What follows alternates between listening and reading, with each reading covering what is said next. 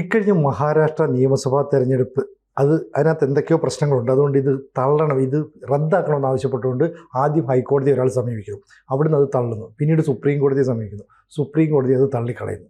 എന്ന് പറഞ്ഞാൽ ആ ഇലക്ഷൻ സാധുതയുള്ളതാണെന്നല്ലേ വ്യക്തമാകുന്നത്. അതായത് ഈ രാഹുൽ ഗാന്ധി ബീഹാറിൽ ഇപ്പോൾ ഒരു വോട്ട് തണ്ടൽ യാത്ര നടത്തുന്നുണ്ടല്ലോ. അതെ, യാത്ര നടക്കുന്നതിൻ്റെ ഇടയ്ക്കാണ് സുപ്രീം കോടതി ഈ തള്ളിക്കൊണ്ടുള്ള വിധി വരുന്നത്.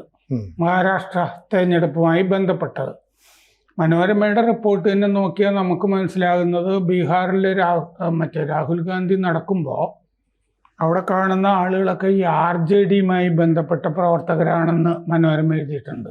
പറയുമ്പോൾ കോൺഗ്രസ് ഇല്ലാത്ത സ്ഥലത്തു കൂടിയാണ് ഈ രാഹുലിൻ്റെ യാത്ര നടക്കുന്നതെന്നാണല്ലോ അതിൽ നിന്ന് മനസ്സിലാകുന്നത്. തേജസ്വി യാദവ് കൂടെ ഉണ്ട്. തേജസ്വി യാദവിൻ്റെ ആളുകളാണ് എല്ലായിടത്തും ഈ യോഗങ്ങൾ നടത്തുന്നതും കാര്യങ്ങൾ നടത്തുന്നതും ഒക്കെ പ്രവർത്തകർ. കോൺഗ്രസ് ഒന്നും അങ്ങനെ രംഗത്ത് അവിടെ ഇല്ല.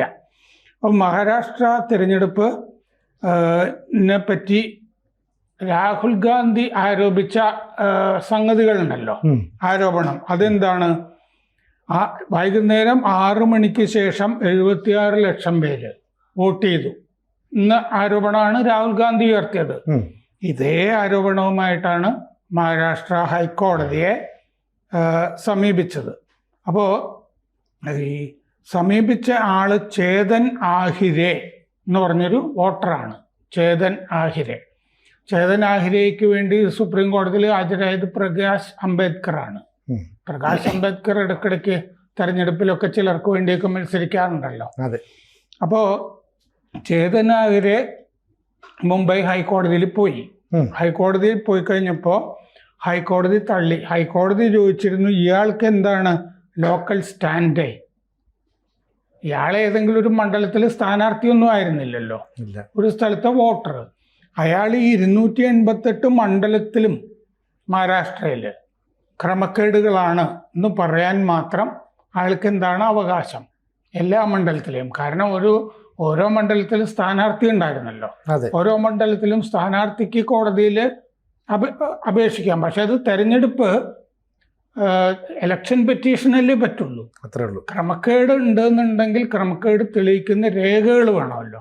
ഇത് രേഖകളൊന്നും ഇതിൻ്റെ അകത്തില്ല. അപ്പോൾ ആരാണ് ലേബർ ആഹിറെ എന്ന് ചോദിച്ചിരുന്നു. അപ്പോൾ പ്രകാശ് അംബേദ്കർ പറയുന്ന അയാളൊരു പൗരനാണ്, വോട്ടറാണ്. അയാൾക്ക് അപ്പീൽ നൽകാൻ കഴിയില്ലെങ്കിൽ പിന്നെ ഈ നാട്ടിൽ വേറെ ആർക്കും പരാതിപ്പെടാൻ കഴിയില്ലല്ലോ എന്നാണ് പ്രകാശ് അംബേദ്കർ പറയുന്നത്. ഇങ്ങനെയല്ലല്ലോ. ഇപ്പം തെരഞ്ഞെടുപ്പ് കാര്യത്തിൽ ഓത്ത് ഇല്ലേ, പ്രതിജ്ഞ ചെയ്ത് നിങ്ങൾ ഇപ്പോൾ പത്രസമ്മേളനം നടത്തിയപ്പോഴും ജ്ഞാനേഷ് കുമാർ ഇലക്ഷൻ കമ്മീഷണർ പറഞ്ഞില്ലേ, ഒരു സത്യവാങ്മൂലം എഴുതി കൊടുക്കാനായിട്ട്. അത് ഒരാഴ്ചക്കകം കൊടുക്കണം, ഇല്ലെങ്കിൽ നിങ്ങൾക്ക് പരാതിയില്ല എന്ന് കരുതും. അത് നേരത്തെയും ഇലക്ഷൻ കമ്മീഷൻ പറഞ്ഞിട്ടുള്ളതാണ്.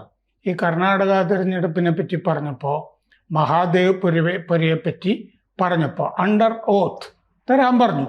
സൗകര്യമില്ല എന്നാണ് രാഹുൽ ഗാന്ധി പറയുന്നത്. എന്ന് പറഞ്ഞാൽ പേടിച്ചിട്ടാണല്ലോ. അണ്ടർ ഓത്ത് എന്ന് പറയുമ്പോൾ അതിന് വാലിഡിറ്റി ഉണ്ട്.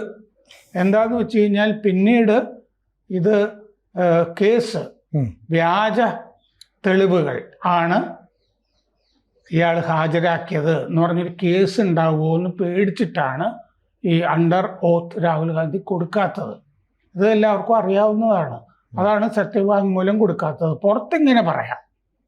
അത് സത്യമാണെന്ന് രാഹുൽ ഗാന്ധിക്ക് പോലും ഉറപ്പില്ലാത്ത കാര്യങ്ങളാണ് ഈ പറഞ്ഞുകൊണ്ടിരിക്കുന്നത്. രാഹുൽ ഗാന്ധി പറയുന്ന കാര്യങ്ങൾ രാഹുൽ ഗാന്ധി വിശ്വസിക്കുന്നുണ്ടെങ്കിൽ അയാൾക്ക് തെരഞ്ഞെടുപ്പ് കമ്മീഷന് കൊണ്ടുപോയി ഈ ആളുകളെ പറ്റിയൊക്കെ ഈ പരാതി, ക്രമക്കേടിനെ പറ്റി ഇന്ന സ്ഥലത്ത് ഇങ്ങനെ സംഭവിച്ചിരിക്കുന്നു. ഏതെങ്കിലും ഒരു വോട്ടർ 2 തവണ വോട്ട് ചെയ്തിട്ടുണ്ടെങ്കിലല്ലേ ഇത് കുഴപ്പമായിട്ട് വരുന്നുള്ളൂ. 2 സ്ഥലത്ത് പേര് വരുന്നതല്ലല്ലോ കുഴപ്പം. 2 തവണ വോട്ട് ചെയ്യണം. വോട്ട് ചെയ്യണം. വോട്ട് ചെയ്ത് കഴിഞ്ഞാൽ അത് ജനപ്രാതിനിധ്യ നിയമപ്രകാരമൊക്കെ കുറ്റമാണ്. 2 തവണ വോട്ട് ചെയ്തു എന്ന് തെളിയിക്കണ്ടേ? അങ്ങനെ ഒരു തെളിവ് കൊണ്ടുവന്നിട്ടില്ലല്ലോ രാഹുൽ ഗാന്ധി. അതാണ്. അപ്പോൾ അണ്ടർ ഓത്ത് അങ്ങനെ സംഭവിച്ചിട്ടുണ്ടെങ്കിൽ അത് പറയുക. മറ്റേതൊക്കെ വെറുതെ ആരോപണമായിട്ടേ വരുള്ളൂ. 4 സ്ഥലത്ത് ആളുകളുടെ പേരുണ്ട് എന്ന് പറഞ്ഞാൽ എങ്ങനെയാണ്? ഒരാൾ ഒരു തവണ വോട്ട് ചെയ്യുള്ളെങ്കിൽ പിന്നെ ഈ പറയുന്നതിനകത്ത് കാര്യമില്ലല്ലോ. ഇല്ല, പൗരത്വം ഇല്ലാതെ സോണിയാഗാന്ധി വോട്ട് ചെയ്തിട്ടില്ലേ? അത് തെറ്റല്ലേ? അപ്പൊ അതിനെതിരെയല്ലേ ആദ്യം കേസ് വരേണ്ടത്. അപ്പൊ ഇയാൾ ഈ ചേതൻ ആഹിരെ എന്ന് പറഞ്ഞയാൾ ഹൈക്കോടതിയിൽ കൊണ്ടുപോയി ഒരു കേസ് കൊടുത്തു. വൈകുന്നേരം 6 മണിക്ക് ശേഷമാണ് 76 ലക്ഷം പേര് വോട്ട് ചെയ്തിരിക്കുന്നത്.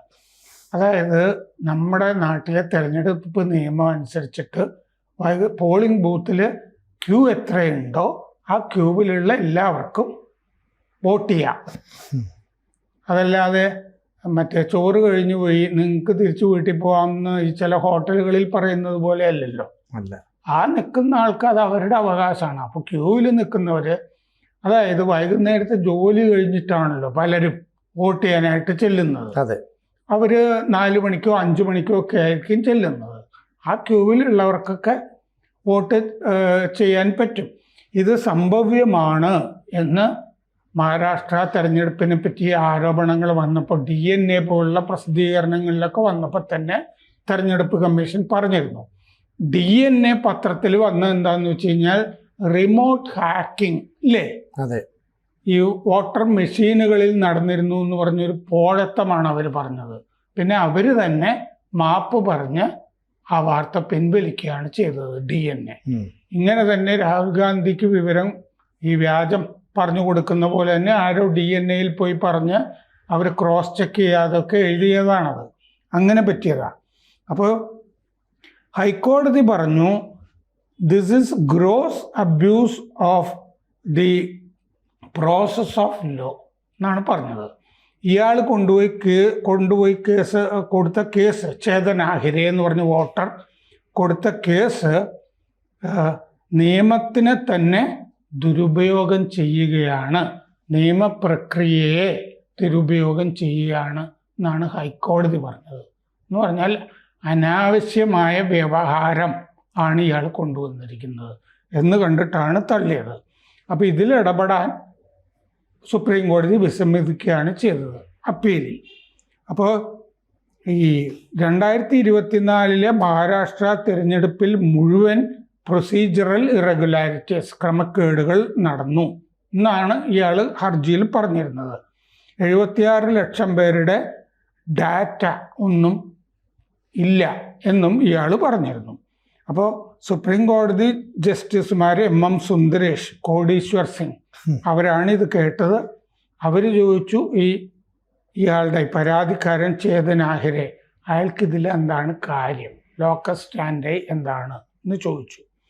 അപ്പോൾ ആഹിരയുടെ അഭിഭാഷകൻ വഞ്ചിത് ബഹുജൻ അഗാഡി ചീഫ് പ്രകാശ് അംബേദ്കർ ആണ്. ഇത് നിർഭാഗ്യകരമാണ്, ഇത് ഹർജി കേൾക്കാതിരുന്നത് നിർഭാഗ്യകരമാണ് എന്നും പറഞ്ഞു.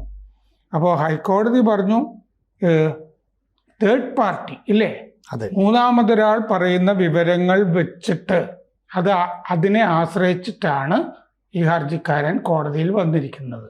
സ്വന്തമായി അയാൾക്കൊരു ധാരണയില്ല, തെളിവില്ല. ആ പ്രേരണ എന്നുള്ളതല്ല, ആളുകൾ ഇങ്ങനെ കാറ്റത്ത് പലതും ആരോപണങ്ങളൊക്കെ പറഞ്ഞു വിടുമല്ലോ, അതിനെ സംബന്ധിച്ചാണ് പറയുന്നത്. രാഹുൽ ഗാന്ധി ചെയ്യുന്നത് പോലെ തന്നെ. അപ്പോൾ സാധുവായ തെരഞ്ഞെടുപ്പ് ഹർജിയേ അല്ല ഇത്. കാരണം തെരഞ്ഞെടുപ്പ് ഹർജി ഇങ്ങനെ ആയിരിക്കണം എന്ന് പറഞ്ഞിട്ടുണ്ടല്ലോ ജനപ്രാതിനിധ്യ നിയമത്തിലുമൊക്കെ. അങ്ങനെയല്ല, ഒരാൾ തിരഞ്ഞെടുക്കപ്പെട്ടതിനെതിരെ ഒരു ഹർജി കൊടുക്കാം. അതെങ്ങനെയാണ് എന്നുള്ളതിന് അതിൻ്റെതായ നിയമങ്ങളുണ്ട്. അതനുസരിച്ചിട്ടല്ല, ജനപ്രാതിനിധ്യ നിയമപ്രകാരവുമല്ല ഈ ഹർജി എന്ന് ഹൈക്കോടതി പറഞ്ഞിരുന്നു. അപ്പോൾ ഹർജിക്കാരന് ഒരു മുറിവും ഏറ്റിട്ടില്ല ഈ തെരഞ്ഞെടുപ്പ് പ്രക്രിയയിൽ. പിന്നെന്തിനാണ് അയാൾ വന്നത് എന്നാണ് ഹൈക്കോടതി ചോദിച്ചത് ഇല്ലേ? അയാൾക്കൊരു കുഴപ്പം ഇതുകൊണ്ടുണ്ടായിട്ടില്ലോ, അയാൾ പോയി വോട്ട് ചെയ്തു, അതല്ലേ അയാളുടെ അവകാശം, അത് അയാൾ നിർവഹിച്ചു. അപ്പോൾ ഈ പറയുന്നത് കോൺഗ്രസ് പോലെയുള്ള പ്രതിപക്ഷ കക്ഷികളുടെ ഒരു പ്രേരണയാൽ അയാൾക്ക് സ്വയം തോന്നിയിട്ടൊന്നും ആയിരിക്കണമെന്നില്ലല്ലോ, അങ്ങനെ സംഭവിച്ചൂടെ? കാരണം ഇതിനെ ഒന്ന് അട്ടിമറിക്കുക അല്ലെങ്കിൽ സ്വയം തോന്നിയതല്ല എന്ന് വളരെ വ്യക്തമാണല്ലോ. രാഹുൽ ഗാന്ധി ഉന്നയിച്ച ആരോപണം അയാൾ ഹർജിയായിട്ട് എഴുതി കൊണ്ടുപോയി കോടതിയിൽ കൊടുത്താണല്ലോ. ഇത് രാഹുൽ ഗാന്ധിക്ക് ഏറ്റ തിരിച്ചടിയും കൂടിയാണ്. രാഹുൽ ഗാന്ധിക്ക് ഇതും പറഞ്ഞ് കോടതിയിൽ കൊണ്ടുപോയി കേസ് കൊടുക്കാമല്ലോ. അതെ, ജനപ്രാതിനിധ്യ നിയമം അനുസരിച്ച് വേണം കേസ് കൊടുക്കാൻ. ടി.എൻ. പ്രതാപൻ കൊണ്ടുപോയി പോലീസ് കമ്മീഷണറുടെ അടുത്ത് കൊടുത്തപ്പോഴും ആളുകൾ പറഞ്ഞില്ലേ ഇത് മജിസ്ട്രേറ്റ് കോടതിയിലാണ് കൊണ്ടുപോയി കൊടുക്കേണ്ടത് എന്ന് പറഞ്ഞതാണല്ലോ. അവിടെ കൊടുത്തിട്ട് കാര്യമില്ല എന്നല്ലേ? ഇത് കൊടുക്കേണ്ട കാര്യമില്ല. ഇങ്ങനെയാണ് കോൺഗ്രസ് കാര്യങ്ങൾ ചെയ്യുന്നത്.